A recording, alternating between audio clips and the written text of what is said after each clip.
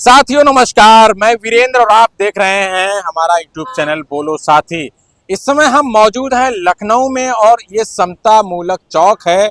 मेरे पीछे आप जो है जेतवा राव फूले की प्रतिमा को देख रहे होंगे। यहाँ पर खड़े होने का हमारा कारण है कि फूले फिल्म पर एक बहुत बड़ा विवाद चल रहा है। इसमें पूरे देश में सोशल मीडिया से लेकर के हर जगह टीवी चैनल्स पर डिबेट की जा रही है कि फूले फिल्म रिलीज क्यों नहीं की जा रही है। दरअसल फूले फिल्म जो आनी थी वो 11 अप्रैल के लिए रिलीज होनी थी, लेकिन उसको टाल दिया गया है और कंट्रोवर्सी शुरू हो गई है। दरअसल हम बात कर रहे हैं फूले फिल्म की, और फूले फिल्म मतलब जो कि जेतवा राव फूले उनकी पत्नी सावित्री बाई फूले पर आधारित है। उस फिल्म को इस देश में आने से क्यों रोका जा रहा है, इस पर विवाद है। विवाद यह है कि एक ब्राह्मण समाज है, वो ब्राह्मण समाज ये कह रहा है कि फिल्म में ब्राह्मणों के खिलाफ कुछ ज़्यादा ही गलत चीज़ें दर्शाई गई हैं जिनको नहीं दर्शाना चाहिए था। फिल्म निर्माता अनुराग कश्यप ने जब फिल्म रिलीज नहीं हुई तब उस पर एक टिप्पणी की थी, और उस टिप्पणी में कहा गया कि देखिए इस देश में किस तरीके से जातिवाद फैला हुआ है, और वो जातिवाद फिल्म इंडस्ट्री में जिस तरीके से फैला हुआ है कि वो फिल्म को नहीं आने दे रहा है, उस पर रोक लगा दी गई है। और वो रोक क्यों लगा दी गई? जब फिल्म 11 अप्रैल को रिलीज होनी थी, जब फिल्म 11 अप्रैल को सिनेमा घरों में जानी थी, तब कुछ ब्राह्मण संगठनों ने उसका विरोध करना शुरू कर दिया, और जब विरोध करना शुरू कर दिया तो फिल्म पे रोक लगा दी गई। जिन सावित्री बाई फूले ने सन 1848 में पहला महिला स्कूल खोला, और जब महिला स्कूल खोला अपनी सखी फातिमा शेख के साथ जब वो पढ़ाने के लिए जाया करती थीं, तब उनके ऊपर नालियों का कीचड़ फेंका जाता था। आप समझिए, जो शिक्षा के लिए काम कर रहा है उसके ऊपर कीचड़ फेंका जा रहा है। दरअसल बात थी पितृसत्तात्मकता की। बात ये थी सैकड़ों सालों से महिलाओं को पढ़ने का अधिकार नहीं था। वो लड़ाई सावित्रीबाई फूले और जेतवा राव फूले ने लड़ी, और तमाम इतिहासकारों ने उस पर तमाम किताबें लिखी हैं, जिसको हम नकार नहीं सकते। इस समाज उसको झुटला नहीं सकता कि इस समाज में एक ऐसा समाज भी था जिस समाज में महिलाओं को पढ़ने का अधिकार नहीं था, जिस समाज में शिक्षा के अधिकार से वंचित कर दिया जाता था। जेतवा राव फूले ने जब शूद्रों की पढ़ाई का जिम्मा उठाया और कहा कि मैं इस समाज को शिक्षित बनाना चाहता हूँ, ये समाज कब तक एक विशेष जाति के लोगों की गुलामी करता रहेगा, ये कब तक मैला ढोता रहेगा, ये कब तक उनके पीछे चलता रहेगा, जब तक ये पढ़ेगा नहीं तब तक ये जागेगा नहीं।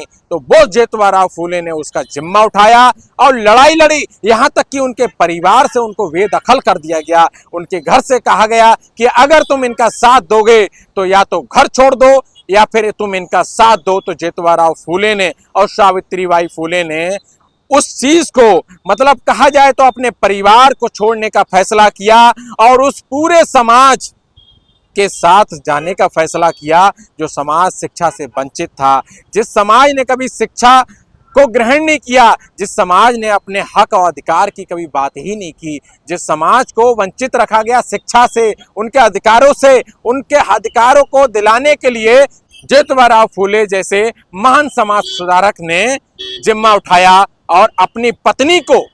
एक बात सबसे महत्वपूर्ण यहाँ पर सुनाई देती है, और हम जब पढ़ते हैं तो एक सोचते हैं कि ऐसा महान समाज सुधारक जिसने सत्य शोधक समाज की स्थापना की, और वह सत्य शोधक समाज जिसमें कहा गया कि हमारे देश में जिस तरीके से जातिवाद जो फैला हुआ है उसको मिटाने का काम किया जाएगा। साथियों, मैं लौटना चाहता हूं उस फूले फिल्म पर। क्या इस देश के लोगों को सच्चाई सुननी पसंद नहीं है? दरअसल बात नरेंद्र मोदी की जब आती है, नरेंद्र मोदी एक तरफ भरे मंचों से जब कहते हैं, वो कहते हैं कि इस देश से जातिवाद खत्म हो गया है, लेकिन जब किसी फिल्म में सच्चाई दर्शाई जाती है तो उसी जात के लोग उस फिल्म की सच्चाई, कहा जाए तो हकीकत है, समाज की जो सच्चाई है उसको स्वीकार क्यों नहीं करना चाहते? मैं लौटना चाहता हूं। दरअसल कंट्रोवर्सी हो गई है अनुराग कश्यप की बात पर। मैं उस बात को नहीं दोहराना चाहता हूं, लेकिन उस बात के पीछे क्या बात थी, मैं उस बात को जरूर कहना चाहता हूं। अनुराग कश्यप ने जब फूले फिल्म रोकी गई, उस पर रोक लगा दी गई, तब उन्होंने टिप्पणी की थी कि इस देश में, इस फिल्म इंडस्ट्रीज में किस तरीके से जातिवाद फैला हुआ है कि उस जातिवाद में बैठे लोग, उस व्यवस्था में बैठे लोग सच्चाई को स्वीकार नहीं करना चाहते हैं। मैं बस ये बात कहना चाहता हूं आप लोगों से अपने चैनल के माध्यम से। मैं किसी पे कोई टीका टिप्पणी नहीं कह रहा हूं। हर कोई समाज बहुत अच्छा होता है, हर जाति में लोग बड़े अच्छे होते हैं, हर समाज, हर धर्म में लोग अच्छे होते हैं, लेकिन जब तुम किसी दूसरे की बात आती है तब तो उस वाली फिल्म में, उसी सिनेमा में जब मुसलमानों के खिलाफ जो फिल्में बनाई जाती हैं, तब तुम हर हर महादेव के नारे से जो है सिनेमा घरों में नारा गूंजता है, तब कहते हो कि ये मुसलमानों की सच्चाई है। तो अब सच्चाई को स्वीकार क्यों नहीं करना चाहते हो? अगर आप अच्छे लोग हैं, अगर आपकी अच्छी नीयत है, अगर आपके अच्छे विचार हैं, तो उस सच्चाई को स्वीकार करिए।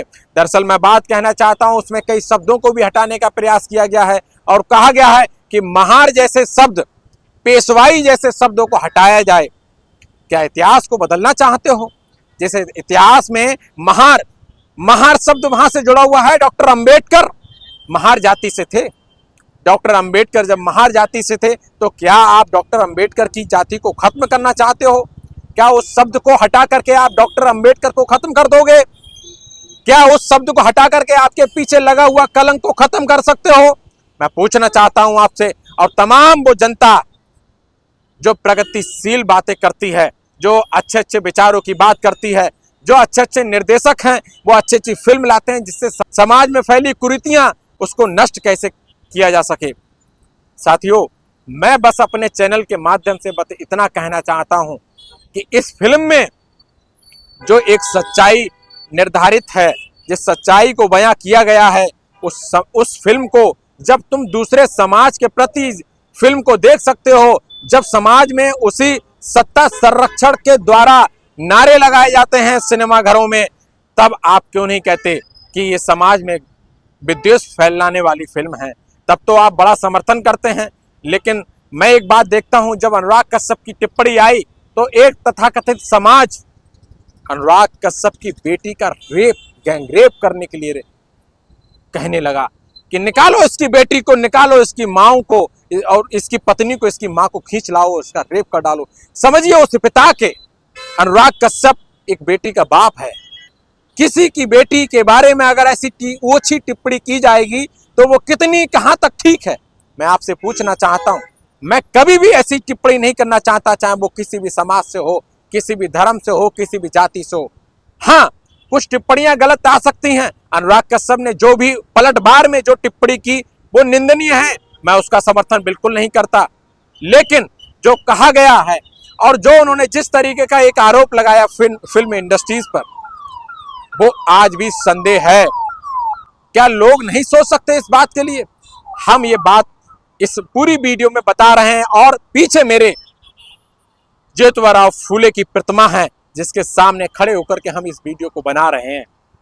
इसका उद्देश्य यही है कि इस समता मूलक चौक को समता एक ऐसा नाम आया जिस समाज में किसी प्रकार का भेदभाव ना हो, जातीय भेदभाव ना हो, रंग भेदभाव ना हो, लिंग भेदभाव ना हो, वहां समता की बात होती है। वो व्यक्ति, वो समाज सुधारक, अगर उसकी फिल्म उसके नाम से, अगर उसकी जीवनी पर, उसके व्यक्तित्व पर अगर फिल्म आती है तो आपको किस प्रकार का रोष व्याप्त है?